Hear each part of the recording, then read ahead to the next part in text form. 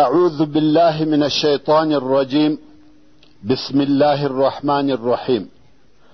إن الحمد لله نحمده ونستعينه ونستغفره ونعوذ بالله من شرور أنفسنا وسيئات أعمالنا. من يهده الله فلا مضل له ومن يضلل فلا هادي له، وأشهد أن لا إله إلا الله وحده لا شريك له، وأشهد أن محمدا عبده ورسوله صلى الله عليه وآله وصحبه وسلم. أما بعد،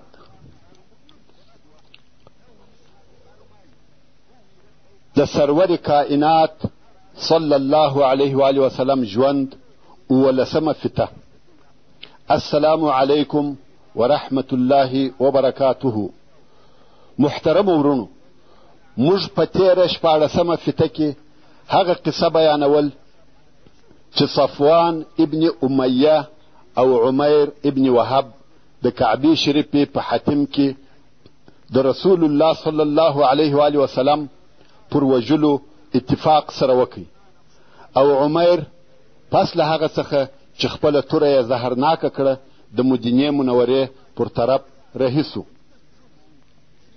تر څو چې هلته د مسجد د دروازې سره یې خپله اوښه چوکه کړه او دی ځینې راکښته سو. تاسې پوهیږئ چې د عمیر څه نیت او څه مقصد دی؟ د عمیر اراده دا ده چې په اول ملاقات یا مخامخ کېدلو کې به رسول الله صلی الله علیه و آله وسلم په دغه خپله توره سره وهي، او بیا چې هر څه پیښیږي پیښ دې سي. په دغه وخت کې حضرت عمر فاروق رضی الله تعالی عنه هلته د یو څو نفرو مسلمانانو سره ناست و، او د بدر د جنگ خبرې یې سره کولې چې سترګې یې پر عمر وموښتې. ویل په والله دغه د الله دشمن عمر نه دی راغلی مګر د یوه شر دپاره. او بیا عمر رضی الله تعالی عنه و رسول الله صلی الله علیه و آله وسلم ته ورغلی. ویل یا رسول الله، هغه دوی د الله دشمن عمیر راغلی او توره په زړیږي. رسول الله صلی الله علیه و آله وسلم وفرمایل ما ته راوله. عمر رضی الله تعالی عنه و عمیر ته ورغلی او هغه تناو یې چې عمیر توره په ځان پورې په زړولې وه د عمیر په غاړه کې ور واچاوه، غواړي چې مسجد ته یې ورولي. خو په دغه وخت کې د انصارو و څو نفرو ته هم وویل چې تاسې ولاړ سئ، د رسول الله صلی الله علیه و آله وسلم سره کښېنئ او و دغه خبیث ته متوجه اوسئ، ځکه دا سړی په باور نه دی. بیا یې نو عمیر رضی الله تعالی عنه و مسجد ته ورننیستی. ورونو رضی الله تعالی عنه مې په دې ورسره ووایه چې په وروسته کې صادق مسلمان ځینې جوړ سو. کم وخت چې رسول الله صلی الله علیه و آله وسلم ولیده چې عمر رضی الله تعالی عنه د عمیر په غاړه کې تناور اچولی دی او راکشوي یې، ویل الیک یا عمر، او عمیر ته یې ویل رانږدې سه یا عمیر.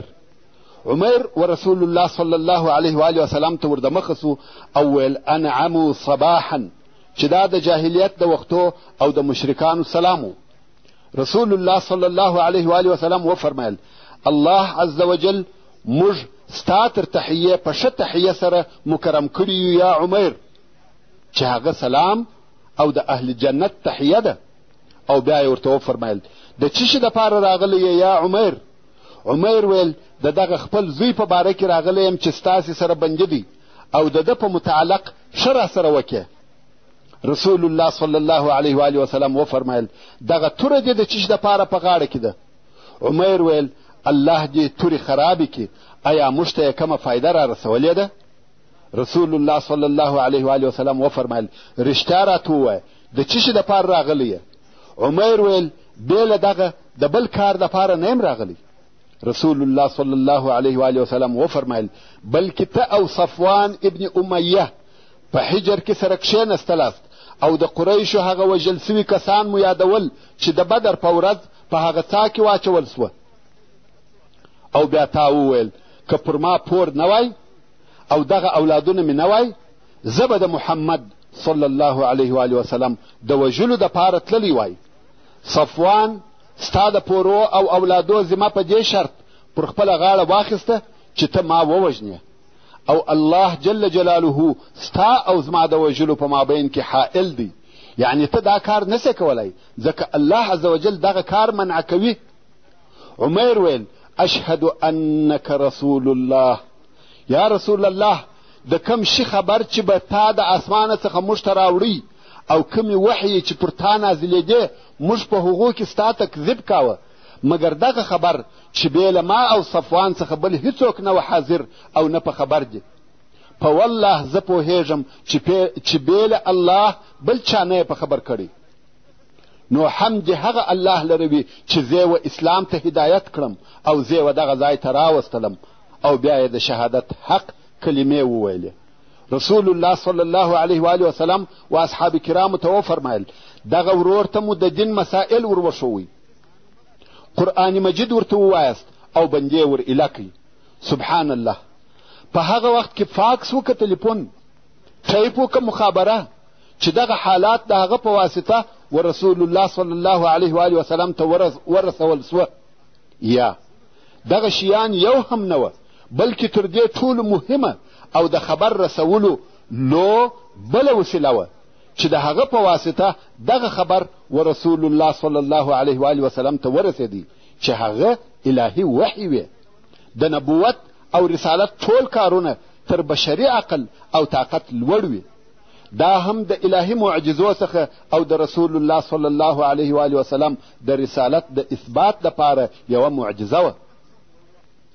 دلته په مدینه منوره کې عمیر رضی الله تعالی عنه مسلمان سو او هلته په مکه مکرمه کې صفوان و نور مشرکانو ته وایي زیری در کوم چې په راتلونکو نږدې ورځو کې به د داسې واقعه خبر واورئ چې د بدر قصه به درڅخه هیره کړي. او صفوان به د هر هغه چا څخه چې مکې مکرمې ته به ورتلی د عمیر د حالاتو پوښتنه کول تر څو چې د عمیر د اسلام خبر ورته راورسېدی. بیا نو صفوان قسم یاد کړي چې هیڅ کله به د عمیر سره خبرې نه کوي او هیڅ کله به په هیڅ شي کې فایده نه ورسوي. عمیر چې مکې مکرمې ته راغلی هلته یې په اسلامي دعوت شروع وکړه او خلق یې و اسلام ته رابلل او د ده پر لاس ډېر خلق و اسلام ته داخل سوه. موږ مخکې د هغه عهد او معاهدې مادې درته بیان کړې کوم چې رسول الله صلی الله علیه و آله وسلم د یهودو سره کړې وه.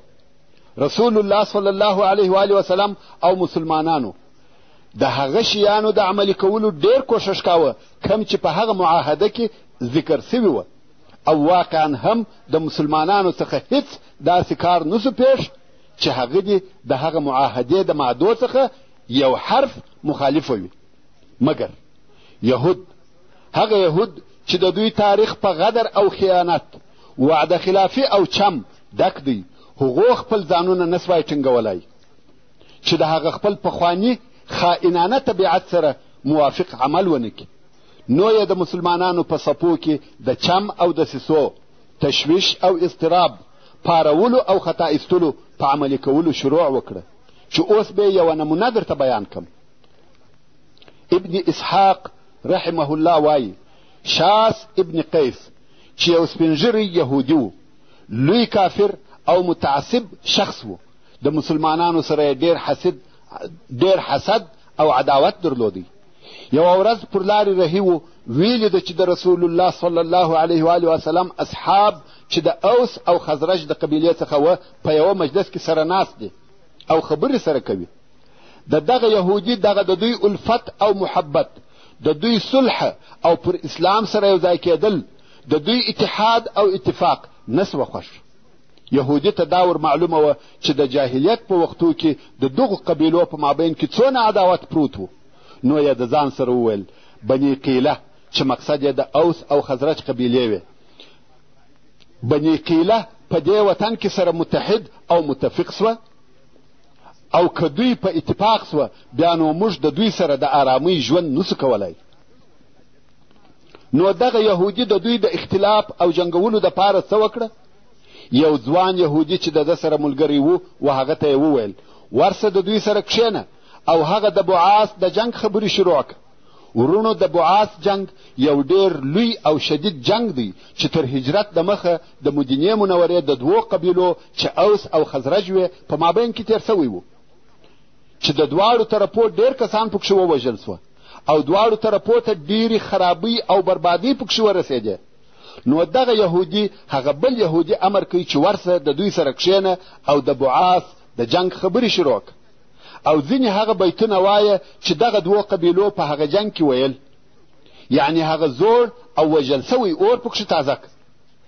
دغه یهودي ځوان هم ورغلی او دا کار یې وکړي.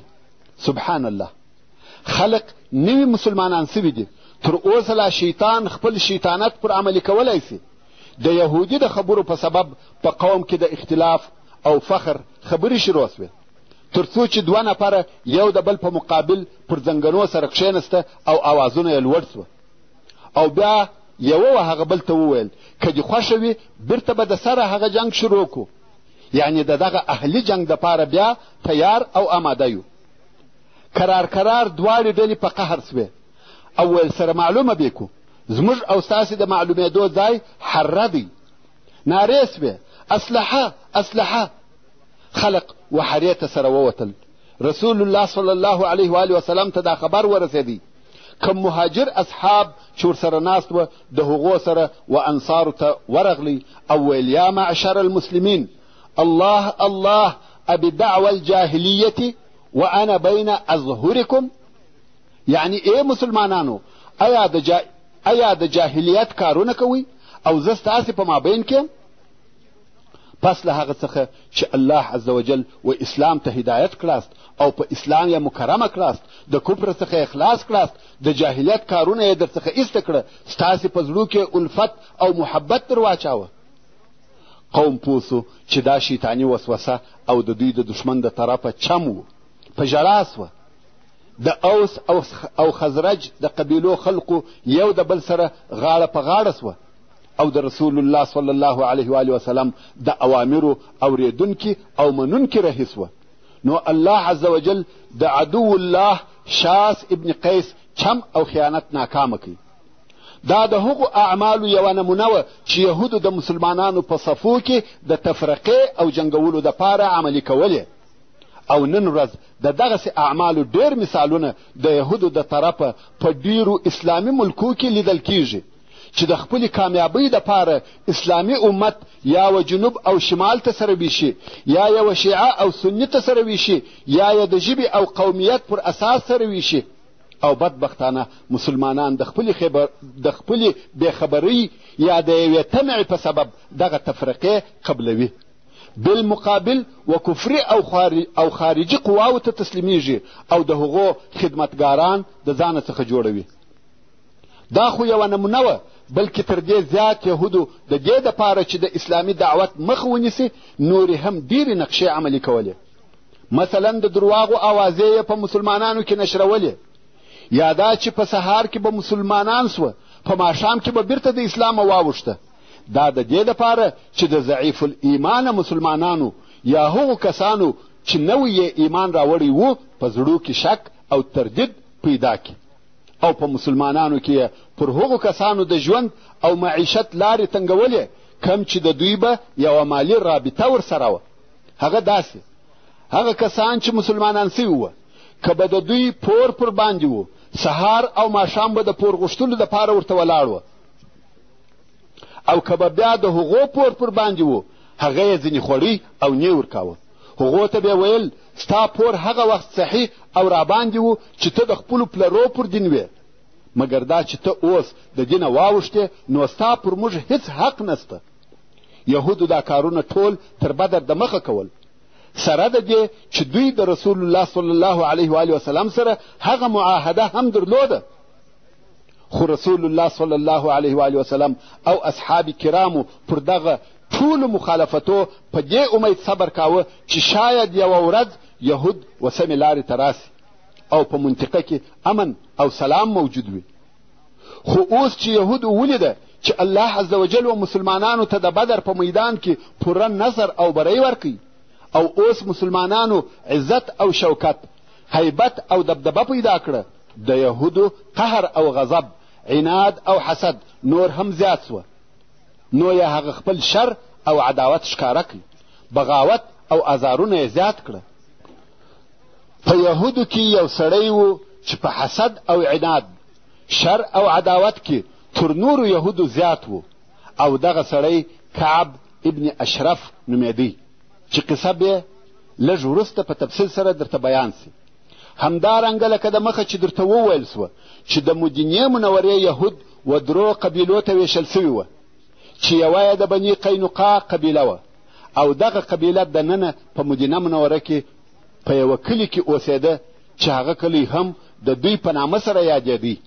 او دغه یهود کاسبان، زرګران، آهنګران او د لوښو جوړونکي وه، چې د دغه کسبو په سبب دوی مالداره او د قسم قسم اسلحو خاوندان هم وه. 700 نفره یې جنګي ځوانان درلوده. د مدینې منورې د یهودو هغه قوي او دلاوره قبیله هم دوی وه. او اول هغه څوک چې د رسول الله صلی الله علیه و وسلم او مسلمانانو سره عهد او وعده مات کړه همدغه د بني قینقاع یهود وه. کم وخت چې الله عز وجل و مسلمانانو ته په بدر کې بری ورکوي، دغه قبیلې په خپل طغیان او سرکشي کې شدت وکړي. داسې کارونه یې کول چې مسلمانان په قهر کې، په مسلمانانو یې پسخندونه وهل، څرنګه چې دوی د کسب او صنعت خاوندان او تجاران وه.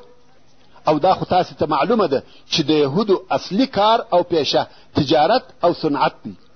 نو دوی یو بازار درلودی، د مسلمانانو څخه چې به هر څوک د دوی بازار ته د شي د رانیولو یا خرڅولو دپاره ورغلی، دوی به ازاراوه، حتی پر مسلمانو ښځو یې تعرضونه کول.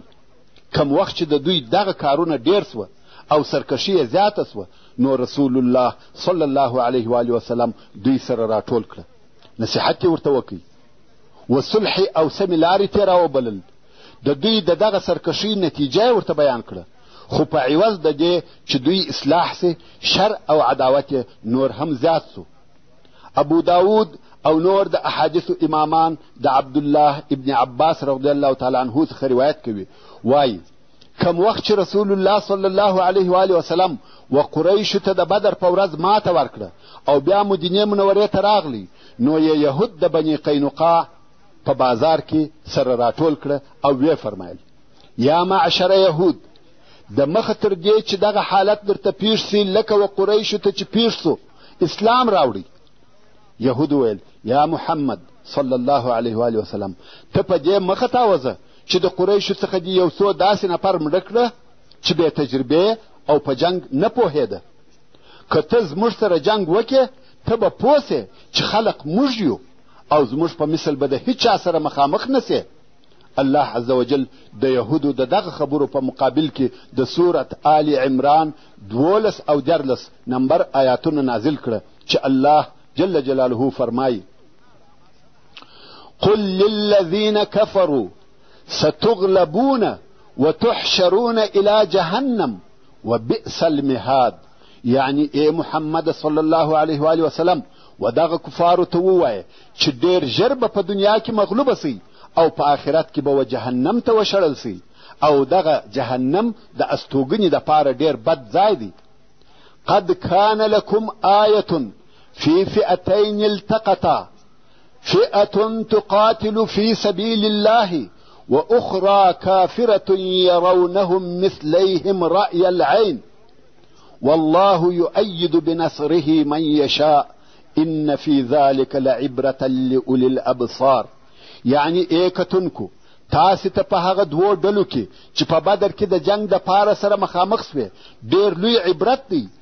یوه ډله وه چې د الله عز وجل په لار کې جنګ کاوه، او بله ډله وه چې کافره وه. دوی به هغه ډله 2 چنده لیدل، او الله عز وجل په خپل نصرت سره تایید د هغه چا کوي چې د ده جل جلاله خوښه وي. بېشکه چې په دغه ډېر لیدلو کې د بصیرت د خاوندانو دپاره عبرت دی. ورونو، د دغه آیات شریف د ترجمې د ښه پوهېدلو دپاره مجبور یو چې بیرته د بدر و غزا ته ولاړ سو. د بدر په غزا کې د مشرکانو شمېر تقریبا 1000 کسانو ته رسېدی چې د سپرتیا او حلالولو دپاره پوره شمېر اوښان او آسان او پوره اسلحه ورسره وه، او بل طرف ته د اسلامي لښکر عدد تر 300 لږ څه زیات و چې 80 اوښان، 2 آسه او ډېره لږ اسلحه ورسره وه. خو د تعجب ځای دا و چې په ځینو وختو کې هر لښکر ته هغه بل مخامخ لښکر د خپل ځان په حساب 2 چنده معلومېدی، چې د هغه نتیجه دا سوه چې د کافرانو په زړو کې د مسلمانانو د دې ډېروالي په سبب بیره ورولوېده، او مسلمانانو ته د کافرانو د دغه 2 چنده شمېر په سبب پر الله عز وجل اعتماد او توکل پیدا سو، او خپل رب ته نور هم متوجه سوه. نو الله عز وجل په دغه آیات شریف کې دغه موضوع ته اشاره کوي. خیر، بیرته د بني قینقاع د یهودو قصې ته راسه. د یهودو د دغه جواب څخه دا معلومه سوه چې دوی و رسول الله صلی الله علیه و آله وسلم او مسلمانانو ته په جنگ سره اعلان وکړي چې موږ ستا د جنګ څخه نه بیریږو، او که ته زموږ سره جنګ وکړې هلته به در معلومه سي چې جنګیالي او توریالي څوک دي. خو رسول الله صلی الله علیه و آله وسلم خپل قهر او دا موضوع په ځان کې پټ کړه.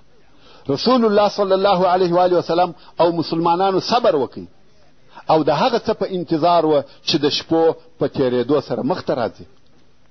د بني قینقاع د یهودو نور هم جرأت او جسارت زیات سو. په خپلو اعمالو یې د خپل ځان د بربادۍ کوښښ کاوه، او په خپل عمل سره یې پر خپلو ځانو د ژوند کولو لارې بندې کړې. ابن هشام د ابي عون څخه روایت کوي چې د مسلمانانو څخه یوې ښځې یو شی د خرڅولو دپاره د بني قینقاع و بازار ته یوړی، او هغه یې خرڅ کړي، او بیا د یوه زرګر دکان ته ورغله او هلته کښېنسته، غواړي چې د خپلې خوښې یو شی رانیسي. اول خو زرګر غوښته چې دا مخلص کړي، دی د دې کاره څخه ممانعت وکړي.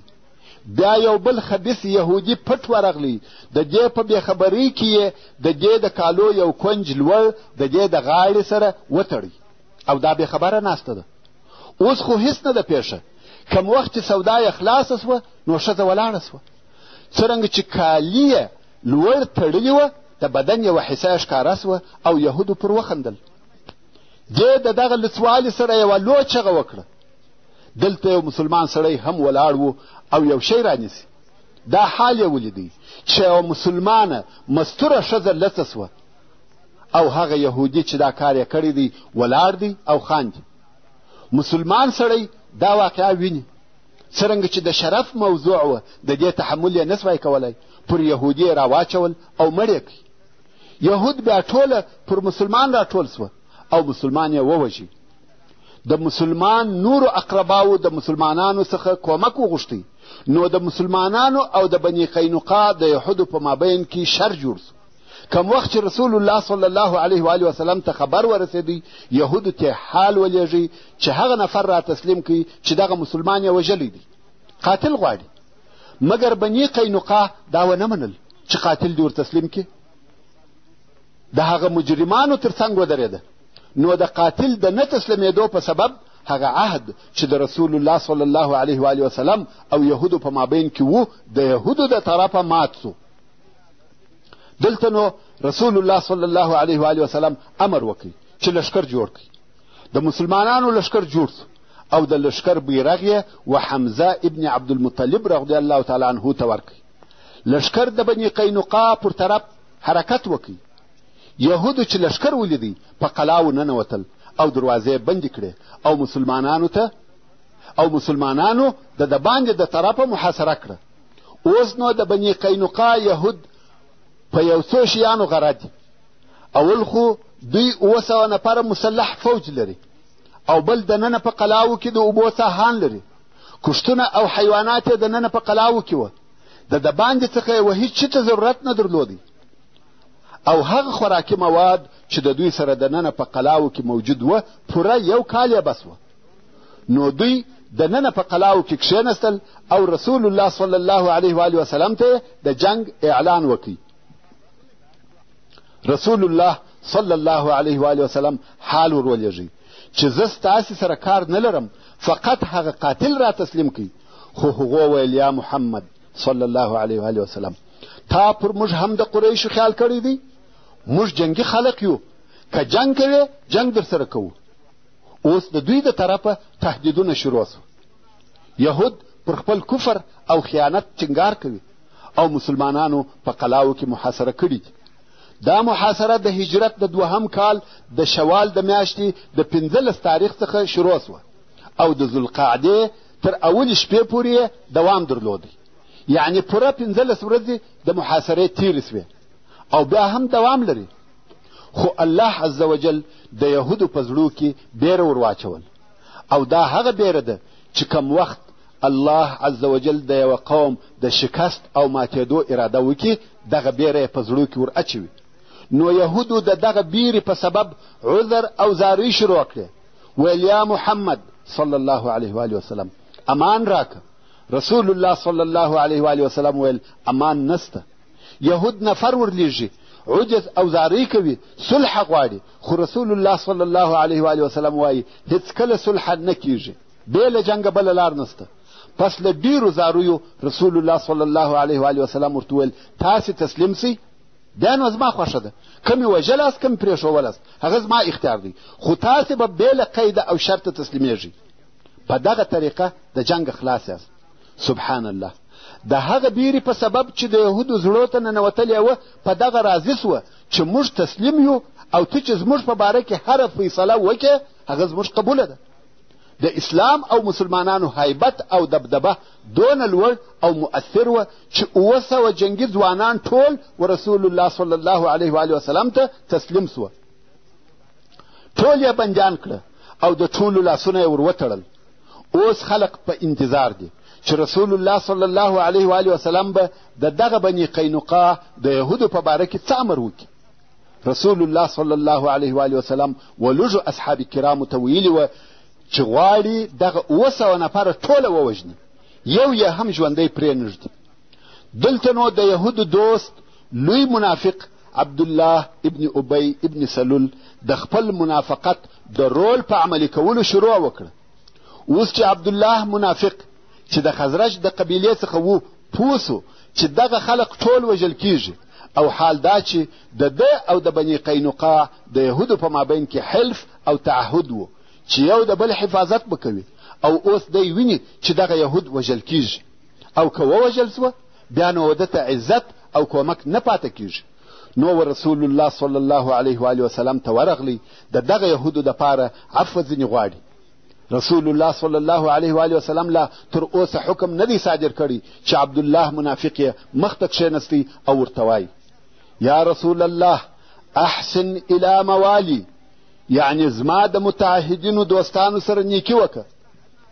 عبدالله چې په ښکاره مسلمان دی او په دننه کې لوی کافر او د کفارو ملګری دی اوس د دغه مجرمینو یهودو دفاع کوي او وایي احسن الی موالی. رسول الله صلی الله علیه و آله وسلم مخ ځینې واړاوه او د ده جواب یې ور نه کوي. عبدالله یې بیا ومخ ته کښېنستی او وایي یا رسول الله زما د متعهدینو سره نیکي وکړه. رسول الله صلی الله علیه و آله وسلم د ده د خبرې جواب نور کوي او مخ یې ځینې واړاوه. رسول الله صلی الله علیه و آله وسلم تر اوسه لا د جنگ لباس چې زغره ده اغوستې ده. عبدالله ابن ابی منافق بیا د رسول الله صلی الله علیه و آله وسلم و مخ ته کښېنستی او لاس یې تر زغره ور دننه کوي.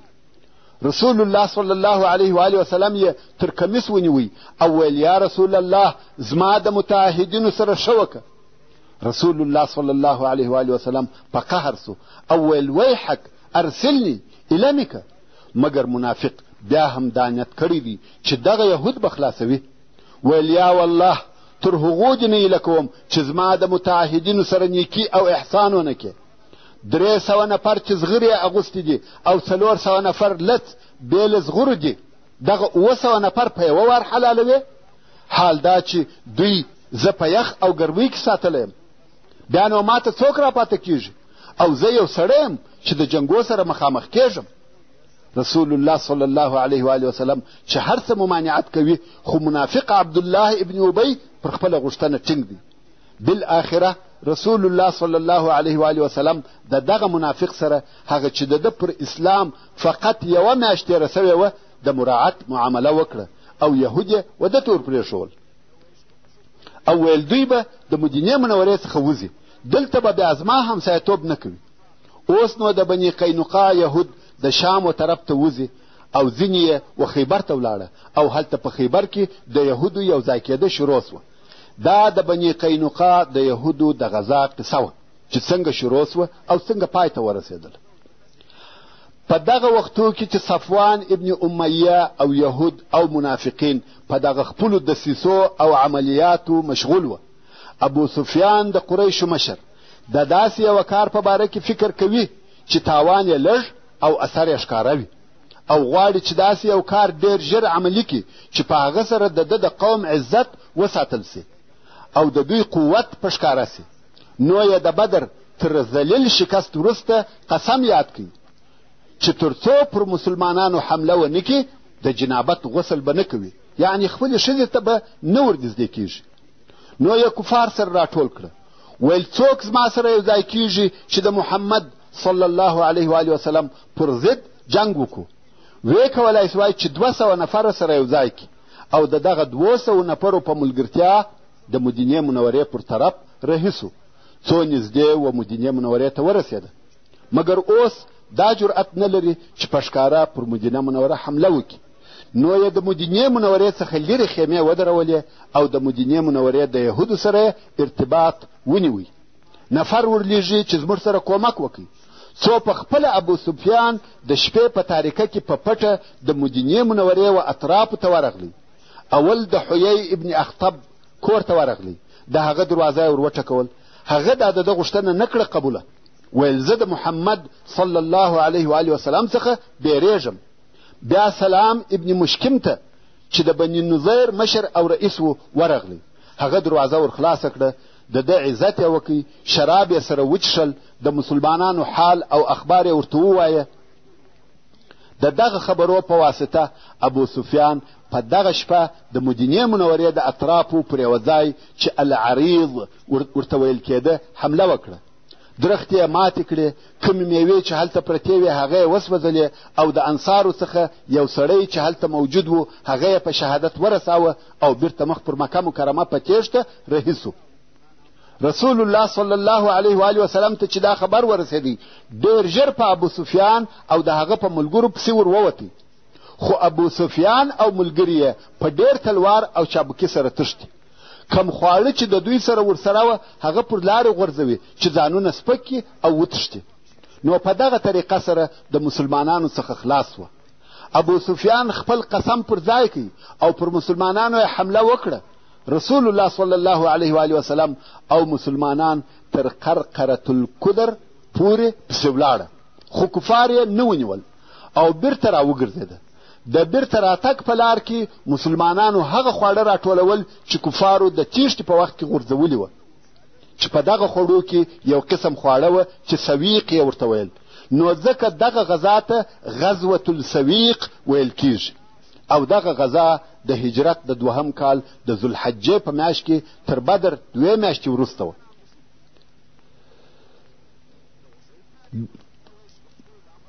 د ذی امر غذا، دغه غذا هغه لو عسکري حمله ده چې تر احد د مخه د رسول الله صلی الله علیه و وسلم په قیادت سوې ده او د دغه غذا د پیښېدو سبب دا و چې د مدینې منورې استخباراتو و رسول الله صلی الله علیه و وسلم ته دا خبر راوړي چې د بني ثعلبه او د محارب قبیلو ډېر زیات شمېر خلق سره یو ځای کړي دي، غواړي چې د مدینې منورې پر اطرافو حمله وکړي.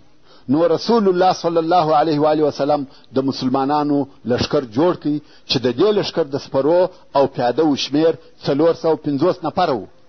دې لشکر د هجرت د 2 کال د محرم په میاشت کې د دشمن پر طرف حرکت وکړي. مسلمانانو په لار کې یو سړی ونیوی چې جبار نومېدی او د بني ثعلبه د قبیلې څخه و. دغه سړی یې و رسول الله صلی الله علیه و وسلم ته راوستی. رسول الله صلی الله علیه و وسلم و اسلام ته دعوت کوي او هغه هم مسلمان سو. دا سړی د حضرت بلال رضی الله تعالی عنه ملګری کوي چې اسلام وروښي او سړی په عین حال کې د مسلمانانو و لشکر ته لار هم ورښیي چې د دشمن ومځکې ته باید څنګه او پر کومه لار ورسي. هلته بیا و کفارو ته خبر ورسېدی چې د مدینې منورې لښکر را رهي دی. څرنګه چې کفارو د جنګ دپاره پوره تیاري نه ونیولې، نو کفار د غرو و سرو ته وتښتېده. رسول الله صلی الله علیه و آله وسلم د خپله لښکره سره د دوی د استوګنې وځای ته ورسېدی او هلته یې د هغه اوبو سره واړول چې د ذي امر اوبه ورته ویل کېدې. نو د دې سببه و دغه غذا ته د ذي امر غذا ویل کېږي. رسول الله صلی الله علیه و آله وسلم د دغه اوبو سره خیمې ودرولې او د سفر میاشت یې ټوله هلته تېره کړه. دا د دې دپاره چې ټول عرب د مسلمانانو په قوت او طاقت خبر سي او په زړو کې د مسلمانانو څخه بیره ځای ونیسي او عرب په دې پوه سي چې د اسلام قوت د حجاز څخه و نجد ته ورسېدی، ځکه دغه قبیلې په غطفان کې وې او غطفان په نجد کې دی. په دې غذا کې جنگ یا یوه بله د یادولو وړ کومه لو واقعه نه سوه پیښه بې له یوې کوچنۍ واقعې څخه. هغه دا چې د رسول الله صلی الله علیه و آله وسلم دا عادت و چې ځینې وختونه به د خلقو څخه ګوښه کېدی، هلته به یوازې ناست و، د الله جل جلاله عبادت او د خپل رب سره به مناجات کاوه. نو رسول الله صلی الله علیه و آله وسلم د خپل عادت سره سم پس له خیمو درولو څخه ولاړی، هلته تر یوه درخته لاندې کښېنستی. د دغه قبیلو خلق چې د غرو سرو ته ختلي دي، رسول الله صلی الله علیه و آله وسلم یې وپېژندی، ویل والله بل وخت یې بیا دغسې په تنهایي کې نسو پیدا کولی، څوک د ده د وژلو دپاره ورځي. یو نفر چې دعثور ابن الحارث نومېدی، هغه ویل زه وژنم. نو دغه دعثور په کراره د غره څخه راکښته سو څو رسول الله صلی الله علیه و آله وسلم ته ورسېدی او څوک نه دي په خبر. رسول الله صلی الله علیه و آله وسلم په دغه وخت کې تر درخته لاندې بدو. اوس نو دعثور د رسول الله صلی الله علیه و آله وسلم وسر ته توره په لاس ولاړ دی.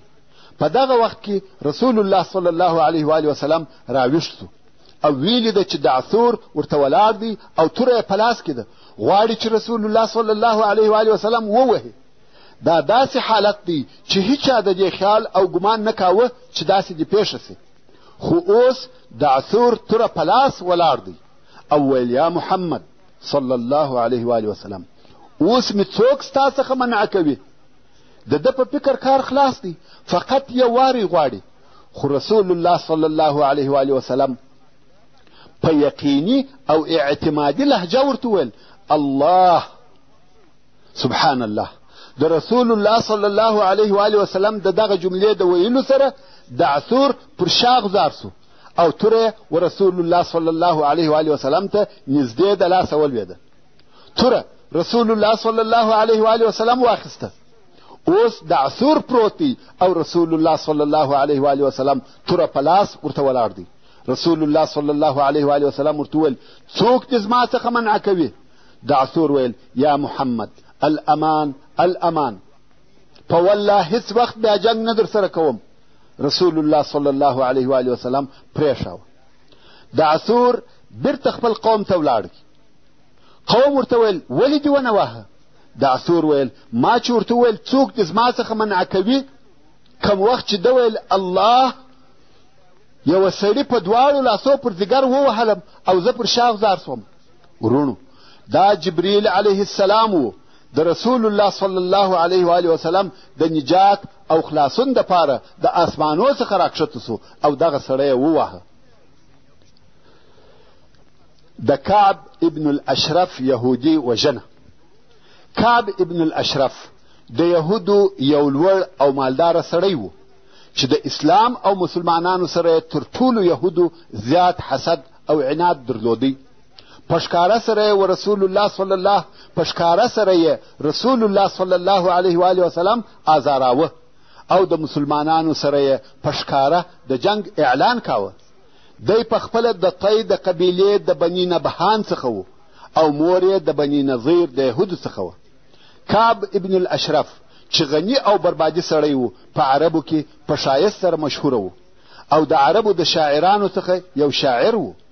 د ده قلعه د مدینې منورې په جنوبي طرف کې د بني نظیر د کورو وشاته وه.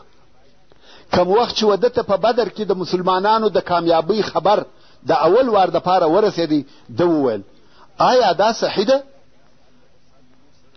هغه خلق د عربو اشراف او د خلقو پاچهان وه. په والله که محمد صلی الله علیه و وسلم دغه خلق وژلي وي نو د مځکې نس د مځکې تر مخ ښه او بهتر دی، یعنی تر دې ژوند مرګ ښه دی. کم وخت چې بیا دا خبر تایید او تاکید سو نو دغه د الله دشمن په اشعارو کې د رسول الله صلی الله علیه و وسلم او مسلمانانو بد ویل او د دوی دشمنان یې ستایل او هغه یې نور هم و جنګ ته تشویقول.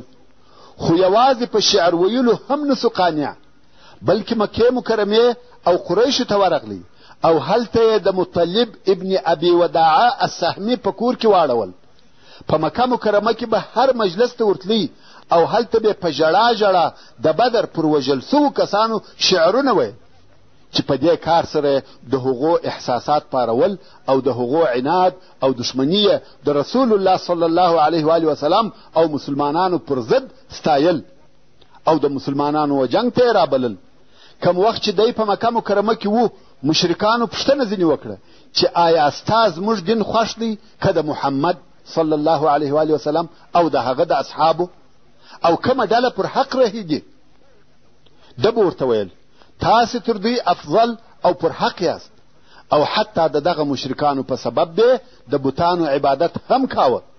په دغه باره کې د سورة النساء 51 نمبر آیات نازل سو چې الله عز وجل فرمایي الم تر الى الذين اوتوا نصيبا من الكتاب يؤمنون بالجبت والطاغوت ويقولون للذين كفروا هؤلاء اهدى من الذين آمنوا سبيلا. یعنی آیا تا هغه کسان نه دي لیدلي چې و دوی ته د کتابه څخه برخه او حصه ورکول سوې ده چې هغه دغه یهود وه، دوی کتابیان وه، دوی پر بت او شیطان ایمان راوړی دی، یعنی د قریشو دپاره د بوتانو عبادت کاوه او دوی و هغو کسانو ته وایي چې کافران سوي دي چې تاسې مشرکان تر هغو کسانو ډېر پر لار برابر یاست چې پر الله او رسول الله یې ایمان راوړی دی. سبحان الله. آیا نن هم داسې کسان نسته چې و ګمراهو کفارو ته ووایي چې تاسې تر مسلمانانو ښه او بهتر یاست؟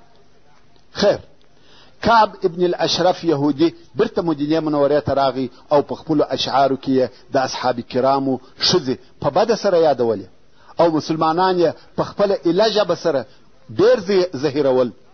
دلته نو رسول الله صلی الله علیه و وسلم و خپلو اصحابو ته وویل څوک د کعب ابن الاشرف کار ورکوي ځکه د الله او رسول الله ډېر آزار کړه.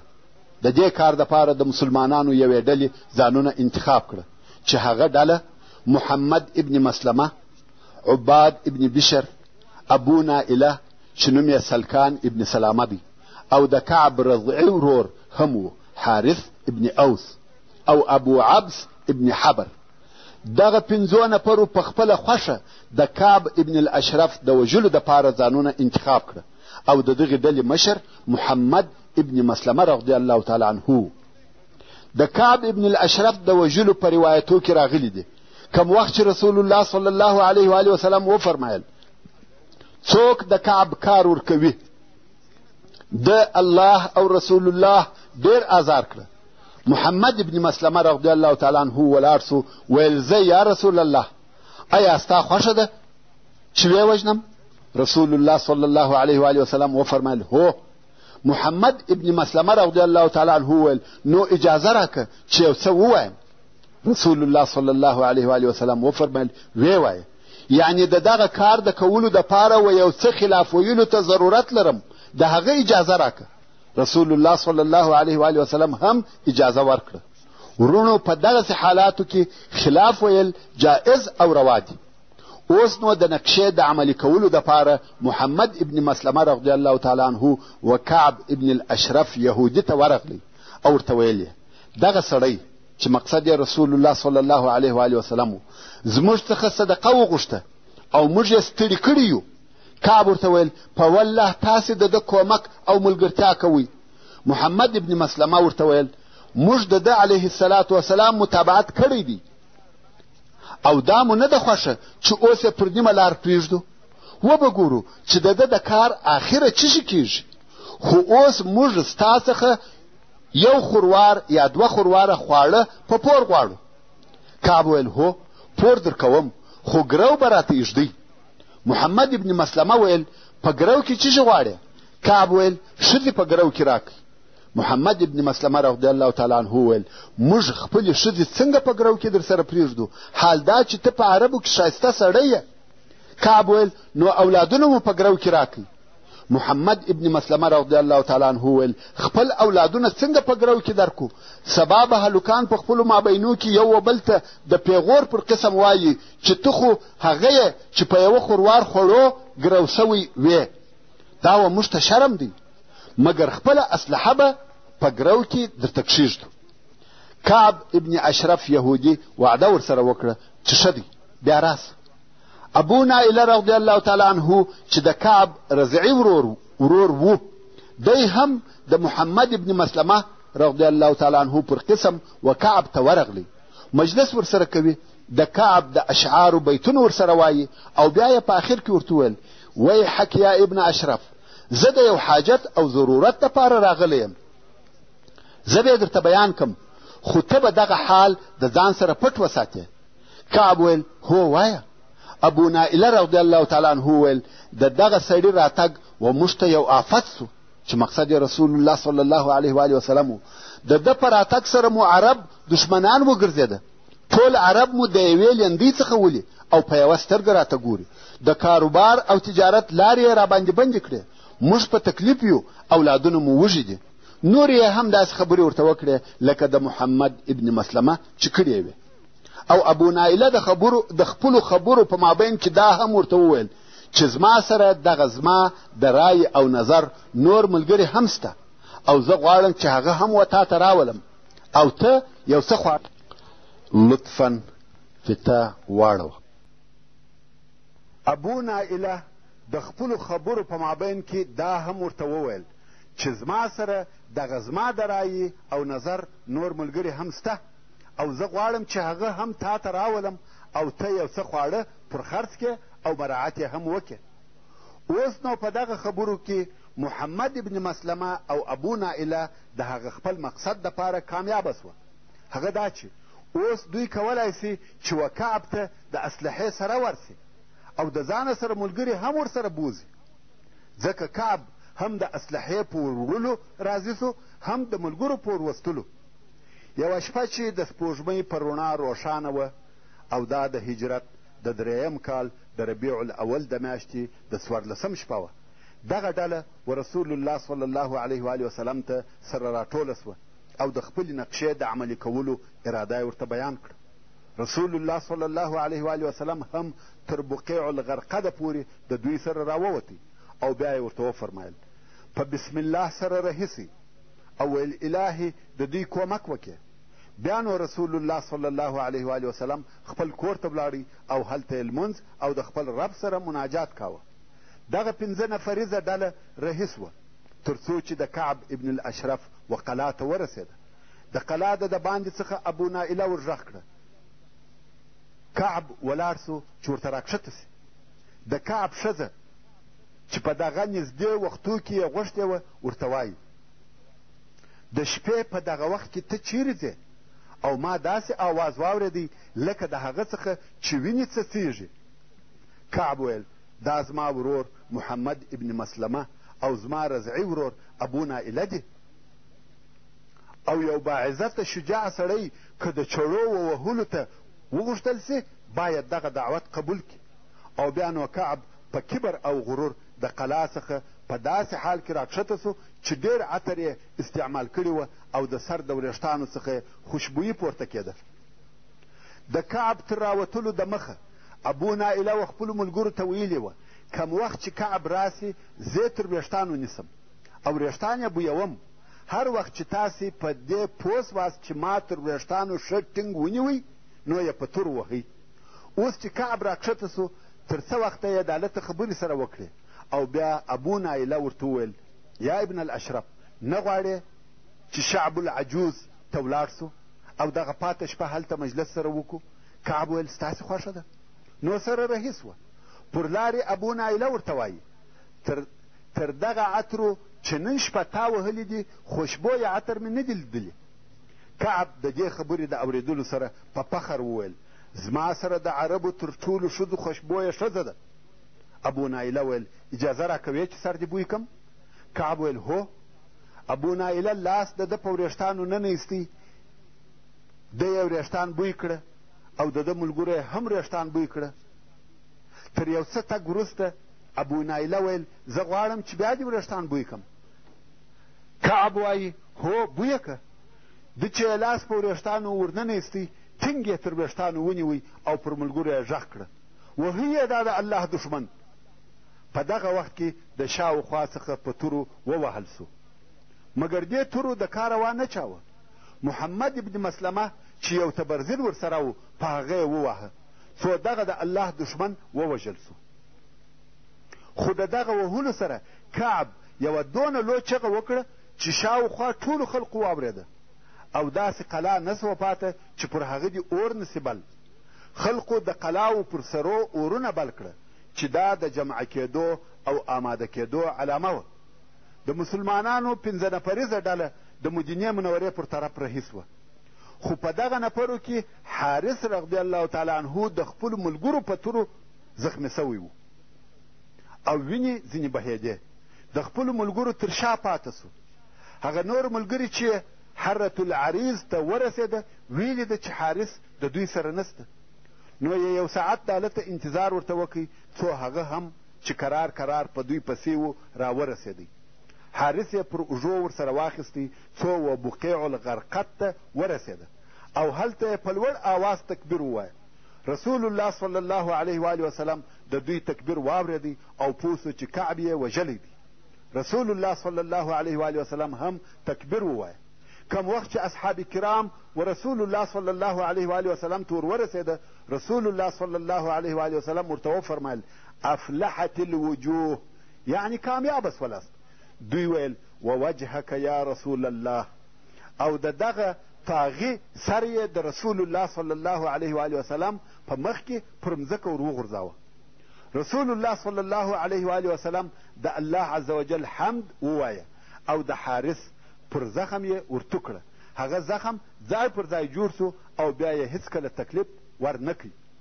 کم وخت چې یهود د طاغي کعب ابن الاشرف په وژلو خبر سوه، د دوی په عنادي او حسدي زړو کې نوره هم بیره ډېره سوه او په دې پوه سوه هر هغه څوک چې امن خرابوي، په خلقو کې تشویشونه پیدا کوي، د خپلو وعدو او عهدو احترام نه کوي، که نصیحت فایده ورته ونه کړه نو رسول الله صلی الله علیه و آله وسلم د هغو په مقابل کې د قوت د استعمالولو څخه هیڅ دریغ نه کوي.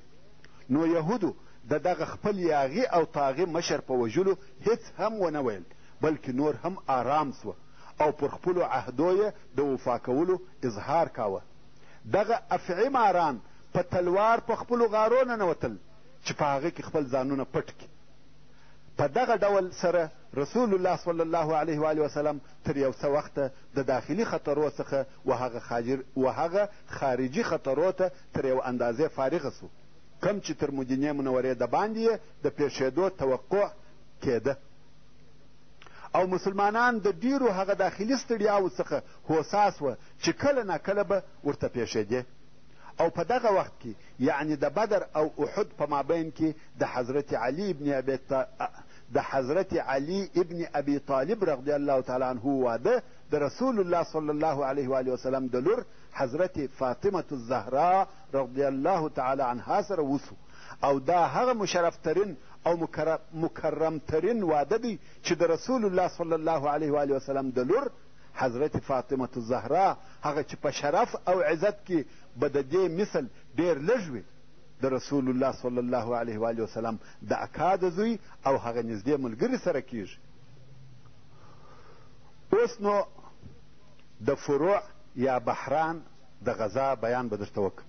ورونو، تاسې ته معلومه ده چې د هجرت 3م کال داخل سو، نو د هجرت د 3م کال د ربیع الاخر په میاشت کې رسول الله صلی الله علیه و آله وسلم په یوه بله جنگي دوره د 300 نفرو اصحاب کرامو په ملګرتیا د مدینې منورې و جنوبي طرف ته د قریشو و یوې قافلې ته چې د یمن څخه رارهي وه ورووتی. چې و دغه مځکې ته بحران ویل کیږي او د فروع په منطقه کې واقع ده. څرنګه چې قافله د مخه را تېره سوې وه نو جنګ ونه سو، خو د رسول الله صلی الله علیه و وسلم د دغه وتلو په سبب کې روایتونه مختلف دي. څوک وایي چې د قریشو و قافلې ته وروتلی و او څوک وایي چې رسول الله صلی الله علیه و وسلم ته خبر ورسېدی چې بني سلیم د مسلمانانو د جنګ دپاره سره جمع سوي دي. نو رسول الله صلی الله علیه و وسلم د هغو تر حملې د مخ ورووتی. بني سلیم چې د رسول الله صلی الله علیه و وسلم په ورتګ خبر سوه سره وپاشل سوه او لاړه. خو اول روایت صحیح دی ځکه د بني سلیم کورونه د فروع و طرف ته نه دي بلکې بني سلیم په نجد کې پراته وه. بیا نو د زید ابن حارثه رضی الله تعالی عنه سریه یا ټولۍ، دغه سریه هغه آخرنۍ او کامیابترینه واقعه ده چې د هجرت د 3 کال د جمادی الاخر په میاشت کې د احد تر غذا د مخه پیښه سوه. ورونو د بدر تر غذا وروسته و قریشو ته لوی تکلیف او تشویش پیښ سو ځکه قریشو نه صنعت درلودی نه زراعت، نو د دوی ټول ژوند په تجارت سره و او مهم تجارت یې د شام و طرف ته و. خو مدینه منوره د شام په لار کې ده، یعنی مدینه منوره د مکې مکرمې او شام په مابین کې پرته ده. اوس نو قریش خپلې قافلې په بېغمه زړه نسي لېږلی ځکه قافله باید خامخا د مدینې منورې پر لار تېره سي او هلته یې مسلمانان راګرځوي. نو خود قریش په غم او تشویش کې دي. صفوان ابن امیه هغه چې ورور او پلار یې په بدر کې ووژل سوه. قریشو دغه صفوان د دغه کال د تجارتي قافلو د مشرتوب دپاره انتخاب کوي. اوس نو صفوان و قریشو ته وایي محمد صلی الله علیه و وسلم او د ده ملګرو زموږ تجارت پر موږ بند کړي. موږ نه پوهیږو چې موږ د ده په اصحابو څه وکړو او د ساحلي لارو خلق هم ټول د ده ملګري سوه. اوس زه نه پوهیږم چې پر کومه لار ولاړ سم. که موږ د لې په خپلو کورو کې پاته سو خپله سرمایه خورو هیڅ شی نه راپاته کیږي او تاسې پوهیږئ چې په مکه مکرمه کې زموږ ژوند په تجارت سره دی چې په دوبي کې شام ته ځو او په ژمي کې یمن ته ځو. پر دې موضوع بحث وسو څو اسود ابن مطلب و صفوان ته وویل د ساحل لار پرېږده او د عراق لار ونیسه چې دا ډېره اوږده لار وه. یوار به قافله د عراق پر طرف تله او بیا به د هغه ځای څخه په نجد کې تېرېده، بیا به شام ته تله چې دغه لار د مدینې منورې په شرقي طرف کې د مدینې منورې څخه ډېره لرې تېرېده او قریشو ته دغه لار هیڅ نه وه ور معلومه. نو اسود ابن مطلب و صفوان ته وویل چې فرات ابن حیان در سره ملګری که چې هغه دغه لار درښیي. قریشو د دې قافلې خبر ډېر پټ ساتلی و، هیڅوک نه وه خبر چې قافله کله او د کومې لارې څخه ځي. خو سبحان الله الهي قدرت دی، د دغه قافلې او د تګ د لارې خبر مدینې منورې او مسلمانانو ته ورسېدی. هغه داسې چې یو د مسلمانانو څخه چې سلیط ابن نعمان نومېدی چې مسلمان و، په کفارو کې د جاهلیت د وختو څخه یو اشنای درلودی چې د هغه نوم نعیم ابن مسعود و او مشرک دی. دغه نعیم ابن مسعود د خندق په غذا کې ډېره جالبه قصه لري چې پر خپل وخت به درته بیان سي او هغه وخت مسلمان سو. خو اوس دغه نعیم مشرک او د کفارو سره دی. نو سلیط ابن نعمان مسلمان د نعیم ابن مسعود مشرک سره د شراب چښلو په مجلس کې ناست دی او شراب سره چښي. البته تر دغه وخته شراب نه و حرام سوي. نعیم ابن مسعود نشه سو او دته د قافلې حال پوره ور معلوم و. د نشې په حالت کې پر خبرو راغلی د قافلې د لیږلو حال بیانوي، مګر سلیط نه دی نشه. ده بیا په پوښتنو شروع وکړه څو د قافلې پوره حال یې په تفصیل سره ځینې معلوم کړي چې کله رهي سوه او پر کومه لار ځي، څو نفره او څونه مالونه ورسره دي. کم وخت چې سلیط پوره معلومات حاصل کړه نو فورا رسول الله صلی الله علیه و وسلم ته ورغلی او ټوله قصه یې ورته بیان کړه. رسول الله صلی الله علیه و وسلم هم ډېر ژر یوه سل نفریزه ټولۍ جوړه کړه چې مشر یې زید ابن الحارثه رضی الله تعالی عنه. زید هم په ډېره چابکي سره د قافلې لارې ته ځان ورساوه چې پر قافله یې ناببره په داسې وخت کې حمله وکړه چې هغو په نجد کې د یو اوبو سره اړول چې و هغو اوبو ته قرده ویل کېده. مسلمانانو ټوله قافله ونیول. صفوان او د ده ملګرو چې هیڅ دا فکر نه کاوه چې مسلمانان دې په لار کې ورته ولاړ وي نو بې له تیښتې بل څه نه وه ورپاته. کفار د عراق پر طرف رهي وه. مسلمانان هلته څه غواړي؟ دا هیڅ امکان نه لري چې مسلمانان دې په مخه ورسي. دوی په بېغمه زړه اړول چې ناببره حمله پر وسوه. نو صفوان او هغه د قافلې ساتونکي بې له کم مقاومته ټول وتښتېده. قافله یې سره د هغه مالو چې پکښې وه پر میدان پرېښول. مسلمانانو ټوله قافله په غنیمت واخیسته. 100,000 د سپینو زرو درهمه، اوښان، مالونه، ټول شیان چې دا و مسلمانانو ته لوی غنیمت و. حتی هغه د قافلې لارښوونکی فرات ابن حیان یې هم بندي ونیوی. رسول الله صلی الله علیه و آله وسلم پس له هغه څخه چې د قافلې څخه یې خمس وایستی، نوره قافله یې د ټولۍ پر افرادو تقسیم کړه او فرات ابن حیان مسلمان سو. دغه حمله پس له بدره څخه و قریشو ته یو بل غم او مصیبت سو. په دې یې نور هم تشویش او پریشانی زیات سوه. اوس نو د قریشو مخ ته دوې لارې دي. یا به خپله سرکشي او کبریا پرېږدي، د مسلمانانو سره به د صلح او مسالمت لار اختیاروي، یا به داسې جنګ کوي چې په هغه سره خپل بایللی مجد او پخوانی عزت لاسته راوړي او د مسلمانانو قواوي داسې تت او پرک کړي چې نه پر دوی او نه د دوی پر قافلو تسلط ولري. خو د مکې مکرمې مشرکانو دغه دوهمه د جنګ لار اختیار کړه. پر دې یې ټینګار کاوه چې خپله بدله واخلي او د مسلمانانو سره د مقابلې دپاره باید پوره آمادګي ونیسي او پر مسلمانانو باید د دوی په کورو کې حمله وسي. نو دغه د قافلې اخیستل او هغه نورې پخوانۍ واقعې د دې سبب وګرځېدې چې د احد غزا یې په وجود راوړه. د احد د غزا یا د یوه نیستي کوونکي جنګ دپاره د قریشو آمادګي. پس له هغه څخه چې قریشو د بدر په غزا کې شرموونکی شکست وخوړی، مشران او سرداران یې ووژل سوه، نو قریش د قهره څخه سره ایشي او په زړو کې د انتقام او بدلې اخیستلو اور بل و. حتی قریشو د بدر پر وژل سوو کسانو ژړا منع کړه او ویل د بندیانو د خلاصون دپاره پر فدیه ورکولو هم تلوار مه کوئ. دا د دې دپاره چې مسلمانانو ته د دوی د درد او غم اندازه نسی معلومه. نو د بدر تر جنگ وروسته قریشو پر دې اتفاق وکړي چې د مسلمانانو پر ضد به یو عمومي داسې جنگ جوړوي چې د دوی زخم ور جوړ کړي او د دوی د انتقام تنده ورماته کړي.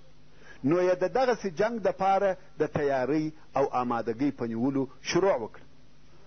د قریشو په مشرانو کې عکرمه ابن ابي جهل، صفوان ابن امیه، ابو سفیان ابن حرب، عبدالله ابن ابي ربیعه هغه کسان وه چې د جنګ کولو دپاره په ډېر شوق او حماس کې وه او د دغه جنګ د کامیابه کولو دپاره هغه اول کار چې دوی وکړي هغه دا و.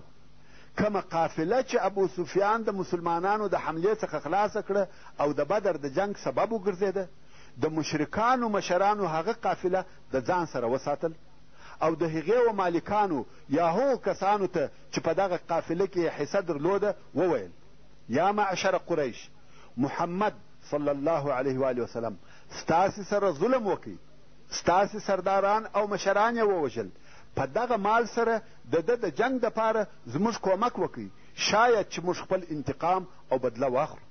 هغو هم دا قبوله کړه. اوس نو دغه قافله چې 1000 اوښه پکښې وه او د سرو زرو 50,000 دیناره یې د مالو قیمت و، دا ټوله د راتلونکي جنګ دپاره کښېښول سوه. الله عز وجل د سورة الانفال په 46 نمبر آیات کې فرمایي: ان الذین کفروا ينفقون اموالهم ليصدوا عن سبيل الله فسينفقونها ثم تكون عليهم حسرة ثم يغلبون. یعنی بېشکه هغه کسان چې کافران دي خپل مالونه د دې دپاره مصرفوي چې خلق د الله جل جلاله د دین او لارې څخه منع کړي. ژر ده چې دوی به دغه مالونه د دغه مقصد دپاره مصرف کړي، خو دغه مصرفول به د دوی دپاره یو حسرت او پښیماني وي، ځکه مالونه بیا مصرف سي او مقصد بیا په حاصل نسي او بیا به په آخر کې هم دوی مغلوبه سي. پس له هغه څخه چې دغه تجارتي مالونه یې د راتلونکي جنگ دپاره تخصیص کړه، نور هم د خدای و هست موضوع شروع سوه او خلقو هم پوره مالی کومک وکړي. دا خو مالی او مادي حالت و چې ډېر ښه مخته ولاړی. بیا نو قریشو د شاوخوا په ټولو قبایلو کې لکه د احابیش قبیله، کنانه او اهل تهامه، نجد او غطفان کې اعلان وکړي هر څوک چې زموږ په ملګرتیا د مسلمانانو سره په جنگ کې حصه اخلي هغه کولی سي چې راسي. یوازې دا نه چې اعلان یې وکړي بلکې په خپله ابو سفیان و غطفان ته ورغلی، هغه غطفان چې رسول الله صلی الله علیه و وسلم حمله پر کړې وه او موږ یې لږ د مخه بیان درته وکړي. غطفان هم نفر ورکړه چې په دې جنگ کې د ابو سفیان کومک وکړي او بیا ابو سفیان د حبشان و قبیلې ته ورغلی، هغو هم د نفرو کومک ورسره وکړي. ابو سفیان د هر چا څخه کومک غواړي او د هر ځای څخه نفر راټولوي. حتی صفوان ابن امیه، هغه ابو عزه شاعر کم چې د بدر په جنگ کې مسلمانانو بندي ونیوی او بیا رسول الله صلی الله علیه و وسلم بې له فدیې په دې شرط ایله کوي چې بیا به د مسلمانانو پر ضد نه جنګیږي او ده هم دغه وعده وکړه. نو صفوان دغه ابو عزه په دې راضي کوي چې پر قبیلو ګرځه او په خپلو اشعارو سره خلق د مسلمانانو پر ضد پاروه. او صفوان دا وعده ورسره وکړه که ته د جنگ څخه ژوندی راغلې دونه مال به درکم چې په یوه وار به دې غني کم، او که ووژل سوې ستا د لوڼو نفقه د همیش دپاره پر ما ده.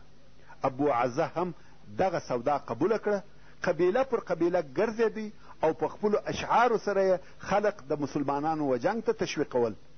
همدارنګه قریشو یو بل شاعر هم د دغه وظیفې دپاره انتخاب کوي چې هغه مسافع ابن عبد مناف الجمحي و. په خپله ابو سفیان پس له هغه څخه چې د سویق د غذا څخه په خالي لاس راغلی، په عوض د دې چې مسلمانانو ته ضرر او تاوان ورسوي، د خپل ډېر غذایي مواد پر لارې وغورځول او بیا تر هغه وروسته چې د زید ابن حارثه رضی الله تعالی عنه د ټولۍ په سبب و قریشو ته هغه مالی تاوان ورسېدی چې د دوی د اقتصاد ملا یې ورماته کړه. په دې کارو ابو سفیان او د قریشو نورو مشرانو ته دونه غم او تشویش پیښ و چې اندازه یې نسي بیانېدلی. نو ځکه قریشو د داسې جنگ دپاره چې د دوی او مسلمانانو په مابین کې فیصله کوونکی وي په ډېر تلوار او جدیت سره آمادګي نیول او ژر ژر په تلوار سره خپل کارونه مخته بیایي. اوس چې د بدر د غذا پوره یو کال تیر سو، په دغه موده کې قریشو وکولی سوای چې خپل لشکر او اسلحه تیار او آماده کړي. قریشو د 3000 جنګي نفرو لشکر جوړ کړي چې دا په خپله قریش د دوی حلیف قبیلې احابیش او نور وه. قریشو ته ډېر لوی لشکر راټول سو. یو کال د مخه په بدر کې د کفارو شمیر 1000 نفره و او اوس 3000 نفره سو چې دا د خلقو په راټولولو او جمع کولو د ابو سفیان قدرت ښکاره کوي. او د قریشو مشرانو په دې جنگ کې ښځې هم ورسره رهي کړې، ځکه د دوی په فکر دا کار په جنگ کې د خلقو د ثابته پاته کېدو سبب ګرځي. او د دغه ښځو شمیر 15 تنې و. د دې لښکر د نقلولو حیوانات 3000 اوښان وه او 200 د آسانو سپاره ورسره وه. د ساتنې اسلحه یې 700 زغرې وې.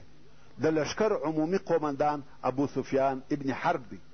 د آسانو د سپرو قومندان خالد ابن ولید دی او د معاون عکرمه ابن ابي جهل و چې دغه دواړه په هغه وختو کې د خپلو پلرو پر دین یعنی پر شرک وه.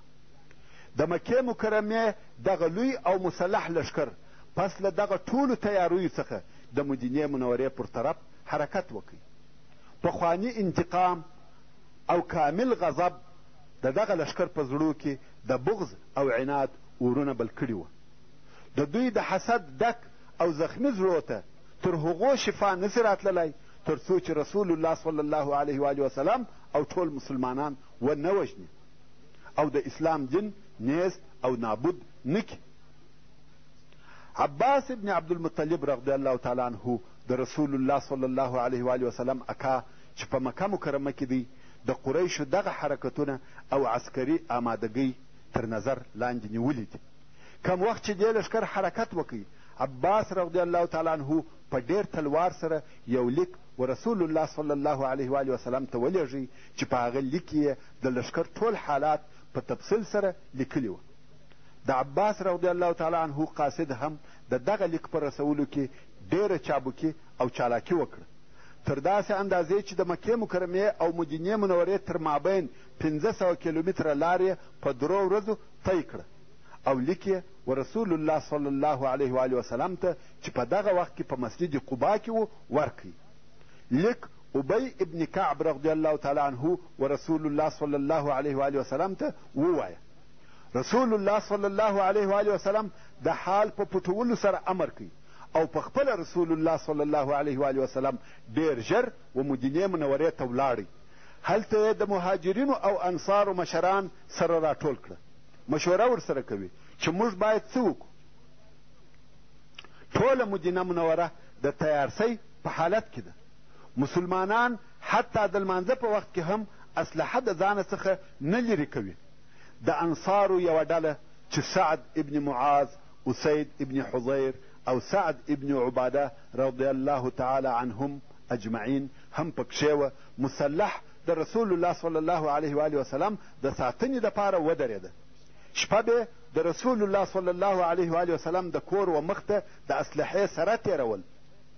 پر هغه لارو چې د باندې څخه مدینې منورې ته راتلې د مسلمانانو مسلحې ډلې ودرېدلې دپاره د دې چې په بېخبري کې حمله پر ونسي او د مسلمانانو ګشتي پیرې شروع سوې. د هغو لارو پر شاوخوا ګرځېده چې د دې احتمال و چې مشرکان دې د دغه طرفه حمله وکړي. د مشرکانو لښکر چې د مکې مکرمې څخه راووتی د مدینې منورې پر عمومي لار رهي و. کم وخت چې ابوا ته ورسېدی دلته هند بنت عتبه چې د ابو سفیان ښځه وه و قوم ته دا مشوره ورکړه چې د رسول الله صلی الله علیه و وسلم د مور قبر وشني او دا د قبره څخه راوباسي.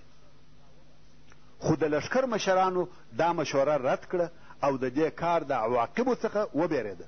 ویل که دا کار شروع سو په نتیجه کې موږ تاوانیان کیږو.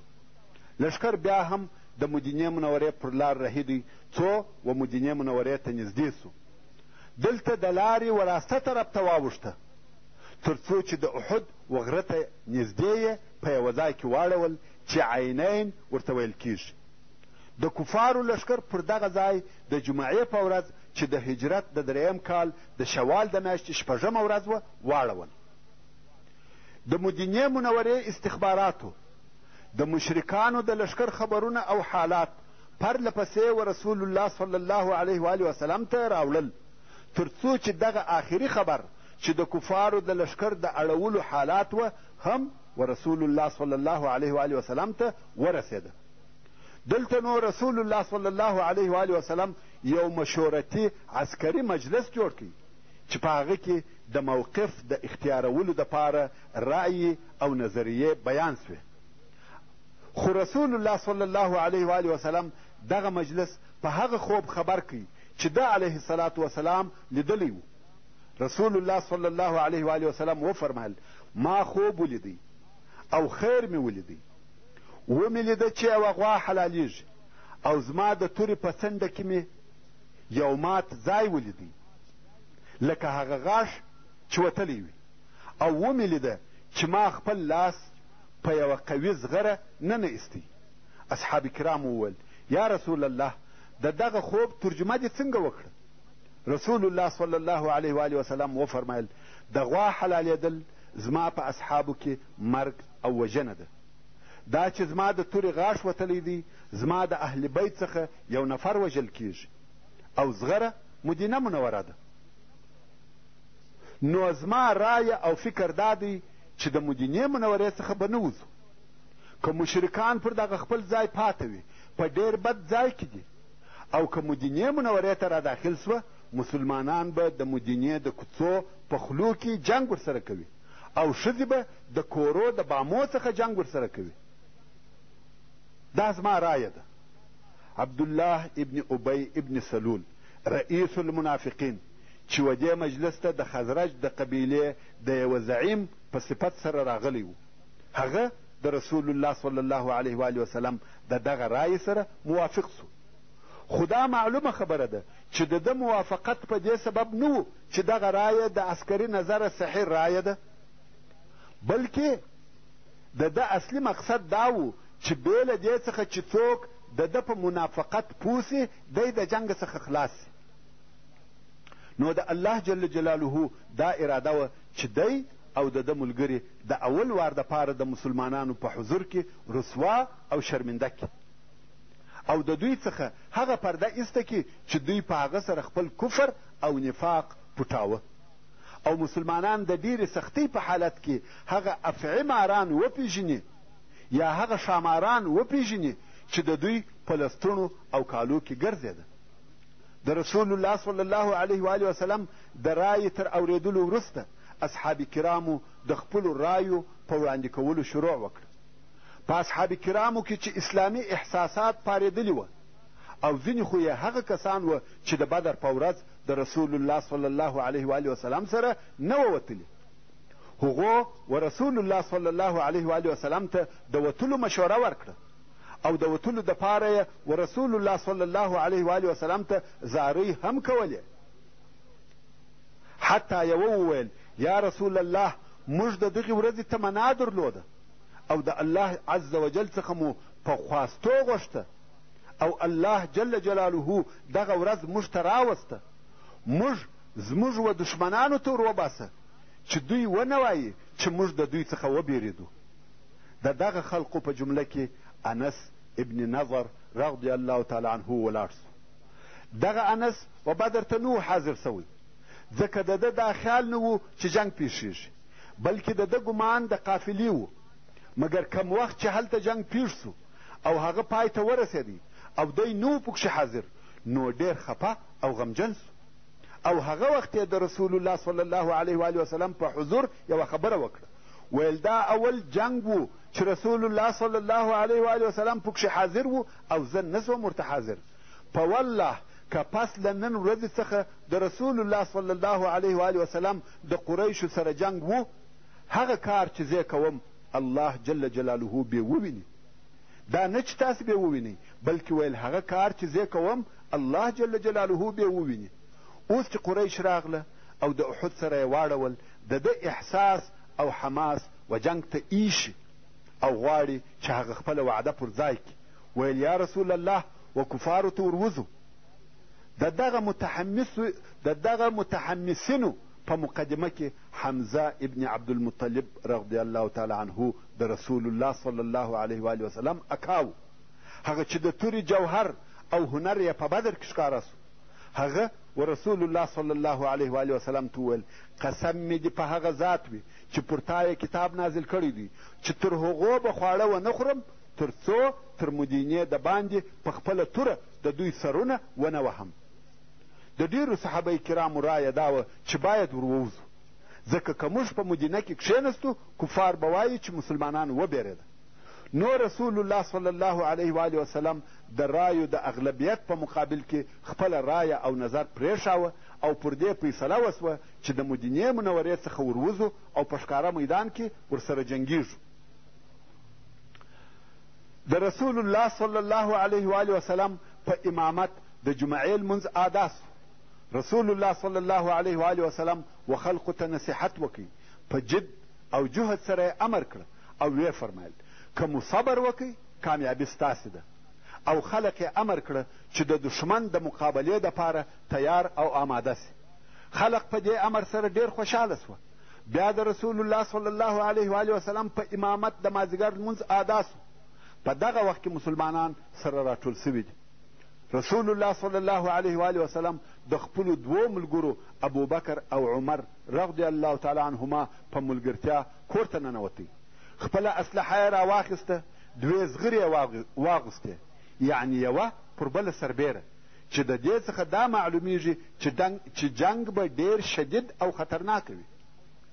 خول یې په سر واغوستی. خول د اوسپنې د زنځیرانو څخه جوړیږي چې سر او غاړه پکښې پټ وي. توره یې په ځان وځړول او بیا نو خلقو ته راووتی. په دغه وخت کې چې رسول الله صلی الله علیه و آله وسلم دننه په کور کې د اسلحې په اغوستلو او را اخیستلو مشغول و او هلته تر کور د باندې خلق د ده صلی الله علیه و آله وسلم د راوتلو په انتظار ولاړ وه او په دغه باره کې خبرې سره کولې چې موږ ولې رسول الله صلی الله علیه و آله وسلم ووتلو ته مجبوره کوي. چې د هغې جملې څخه سعد ابن معاذ او اسید ابن حضیر رضی الله تعالی عنهما وه چې و خلقو ته ویل رسول الله صلی الله علیه و آله وسلم د وتلو اراده نه درلوده او موږ ووتلو ته مجبوره کوي. دا مو ښه کار ونه کوي. موږ باید داسې نه وای کړي. ټوله پر دغه خپل کار پښیمانه دي او وایي خبره و رسول الله صلی الله علیه و آله وسلم ته پرېږدئ. کم وخت چې رسول الله صلی الله علیه و آله وسلم د کوره راووتی دوی ورته وویل یا رسول الله موږ دا حق نه درلودی چې ستا مخالفت وکړو. څرنګه چې ستا خوښه وي هغسې وکړه. که دې دا خوښه وي چې په مدینه کې پاته سو پاته به سو. ستا د رایې څخه مخالفت نه کوو. دلته په خلقو کې شک او تردد پیدا سو چې ووځو که نه ووځو. مګر په دغسې حالاتو کې شک او تردد نه دی پکار. د خلقو په جواب کې رسول الله صلی الله علیه و آله وسلم هغه خپل مشهور قول ووایه. رسول الله صلی الله علیه و آله وسلم وفرمایل یوه نبي لره دا نه ښایي چې د جنگ لباس واغوندي او بیا یې بیرته وکاږي تر څو چې الله جل جلاله د ده او د ده د دشمنانو تر مابین فیصله نه وي کړې. خبره فیصله سوه نور نو شک او تردد نه دی پکار. کم وخت چې انسان د یوه شي قصد او عزم وکړي نور نو پر الله جل جلاله توکل کوي او په هغه کار شروع کوي. الله عز وجل د سورت آل عمران په 159 نمبر آیات کې فرمایي فاذا عزمت فتوکل علی الله. یعنی کم وخت چې د یوه کار د عملي کولو ټینګه اراده وکړې نو پر الله جل جلاله توکل وکړه او په هغه کار شروع وکړه. اوس نو رسول الله صلی الله علیه و آله وسلم خپل لښکر و درو ټولیو ته وویشي. اوله ټولۍ د مهاجرینو وه چې د هغې بیرغ یې و مصعب ابن عمیر رضی الله تعالی عنه ته ورکړي. دوهمه ټولۍ د اوس د قبیلې د انصارو وه چې بیرغ یې و اسید ابن حضیر رضی الله تعالی عنه ته ورکړي. درېیمه ټولۍ د خزرج د قبیلې د انصارو وه چې بیرغ یې و حباب ابن المنذر رضی الله تعالی عنه ته ورکړي. د مسلمانانو د لښکر شمېر ټوله 1000 نفره وو چې په ټوله لښکر یې 100 زغرې درلودې. په دې لښکر کې عبدالله ابن ابی ابن سلول د منافقانو رئیس او د ده ډله هم ورسره دي. ځکه که پاته سي هغه د دوی باطني خبث او منافقت ښکاره کیږي او خلق به وایي چې بې غیرته و.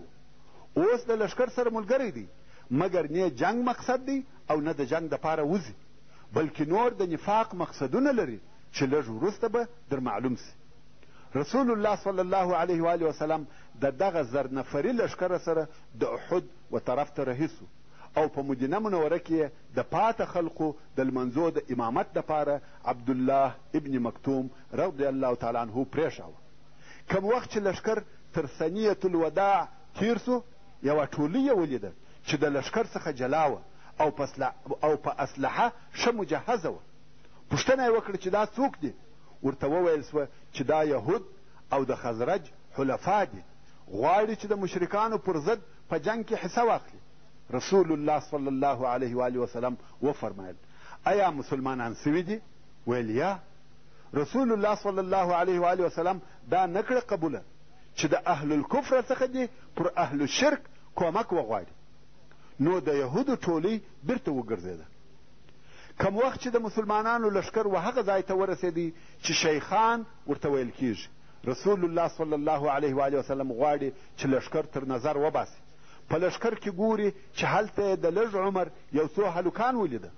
رسول الله صلی الله علیه و آله وسلم ته دا ور معلومه سوه چې دغه هلکان د جنګ کولو طاقت نه لري چې د هغې جملې څخه عبدالله ابن عمر ابن الخطاب، اسامه ابن زید، اسید ابن زهير، زيد ابن ثابت، زيد ابن أرقم، عرابة ابن أوس، عمرو ابن حزم، أبو سعيد الخدري، زيد ابن الحارثة الأنصاري، سعد ابن حبة، براء ابن عازب. دغه ټوله د 12 کلو هلکان دي. دا یې ټوله مدینې منورې ته ولېږل، ویل تاسې باید په جنګ کې ګډون ونه کړئ. یو بل هلک چې عمر یې 14 کاله و او نوم یې رافع ابن خدیج و، هغه ته یې وویل ته هم کور ته ولاړ سه. هغه ویل یا رسول الله زه ښکاري یم، نښان ویشتلی سم، قسم ده چې زما غشي نه خطا کېږي، هر هدف چې راته ووایې زه ویشتلی سم. رسول الله صلی الله علیه و وسلم دته د دغه نښان ویشتلو په سبب اجازه ورکړه. یو بل هلک چې سمره نومېدی او رسول الله صلی الله علیه و وسلم ورته وویل مدینې منورې ته ولاړ سه. هغه ویل یا رسول الله و دته دې اجازه ورکړه، حال دا چې زه تر ده غښتلی یم، که نه دغه اوس به ستا په حضور زه او دی غیږ سره وباسو، ته به ووینې چې څوک غښتلی دی. دی پرېږدې چې جنګ وکړي او ما ته اجازه نه راکوې؟ رسول الله صلی الله علیه و وسلم وفرمایل ښه دی تاسې غیږ وباسئ. دوی هم د رسول الله صلی الله علیه و وسلم په حضور غیږ وایسته او رښتیا هم سمره پر رافع غښتلی سو، نو سمره ته هم د جنګ کولو اجازه ورکړه. په دغه ځای کې چې د احد او د مدینې منورې مابین دی ماښام سو. رسول الله صلی الله علیه و وسلم د ماښام او ماخوستن منځونه دالته ادا کړه او دالته یې شپه تېره کړه. 50 نفره یې د لښکر د ساتنې دپاره موظف کړه چې د شپې به پر لښکر پیره کوي او شاوخوا به پر لښکر راګرځي. د دغه 50 نفري ټولۍ مشر او قومندان محمد ابن مسلمه الانصاري رضی الله تعالی عنه، هغه چې د کعب ابن الاشرف د وژلو د ټولۍ مشر هم و، او ذکوان ابن عبد قیس رضی الله تعالی عنه خاص د رسول الله صلی الله علیه و وسلم ساتنه او پر هغه علیه الصلاة وسلام پیره پر غاړه واخیسته. تر سپېدو لږ مخکې اسلامي لښکر د احد و طرف ته حرکت وکړي او په لار کې یې د سهار لمونځ ادا کړي. اوس و دښمن ته ډېر ورنږدې سوي دي، دوی کفار ویني او کفار دوی ویني. په دغه وخت کې عبدالله ابن ابی منافق هغه خپله خبیثه نقشه عملي کړه، غواړي چې د مسلمانانو لښکر سره وپاشي. د لښکر 3 حصه یې د لښکر څخه جلا کړه او ویل موږ نه پوهیږو چې پر څه او د څه شي دپاره خپل ځانونه وژنو، او په ښکاره سره یې دا دلیل وایه چې رسول الله صلی الله علیه و وسلم زما رایه پرېښول او د نورو په نظر یې عمل وکړي چې د مدینې منورې څخه راووتی، نو زه هم جنګ نه کوم. او په دې کې هیڅ شک نسته چې د ده د جلا کېدو سبب دا نه و چې رسول الله صلی الله علیه و وسلم د ده نظر نه کوي عملي، ځکه د ده د جلا کېدلو سبب که همدغه وای نو ولې د نبوي لښکره سره تر دغه ځایه پورې راتلی، بلکې د هغه اول او شروع څخه به په مدینه منوره کې پاته سوی وای. نو د دغه منافق د دغه سرکشۍ څخه اصلي او اساسي مقصد دا و چې په دغه باریک او نازک وخت کې د مسلمانانو په لښکر کې د دشمن په حضور اختلاف او اضطراب پیش کړي چې د لښکر ډېره حصه د رسول الله صلی الله علیه و وسلم څخه جلا سي او د هغه پاتو کسانو معنویات یا روحیات ضعیفه سي، او دشمن د دغه حال په لیدلو سره دلاوره او خوشحاله سي.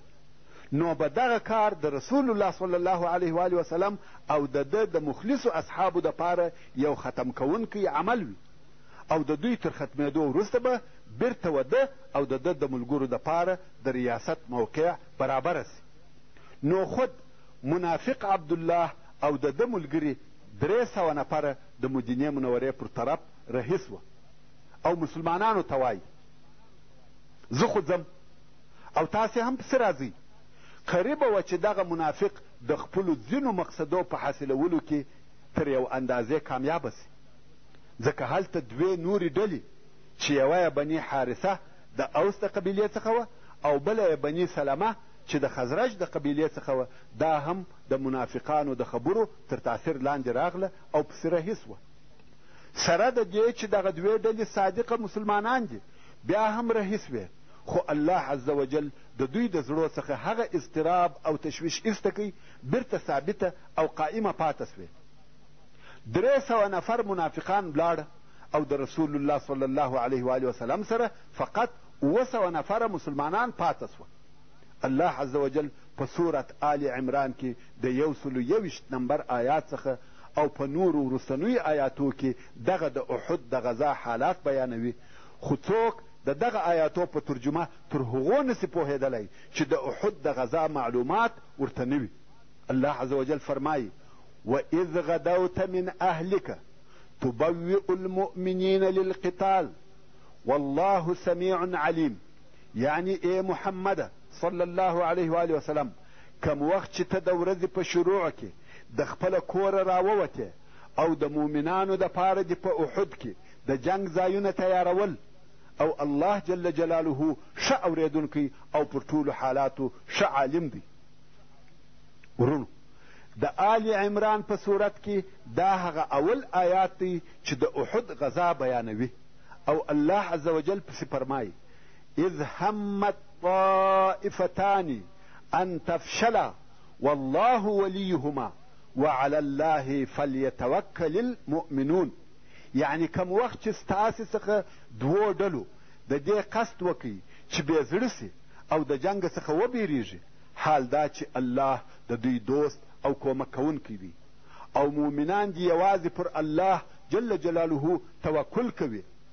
یو د انصارو څخه چې په دغه دوو ډلو کې و وایي چې دغه زموږ رهي کېدل او بیرته راګرځېده زموږ و ایمان ته زیان او تاوان نه دی رسولی، ځکه چې الله جل جلاله فرمایي: والله ولیهما. الله جل جلاله د دوی دوست او کومک کوونکی دی. او وایي د دغه آیات په اورېدلو سره زه پوه سوم چې بیا هم موږ مسلمانان یو. او وایي چې د دغه آیات دغه جمله چې والله ولیهما زه په هیڅ شي نه ورکوم، ځکه چې دا د الله جل جلاله د طرفه شاهدي ده چې موږ مسلمانان یو.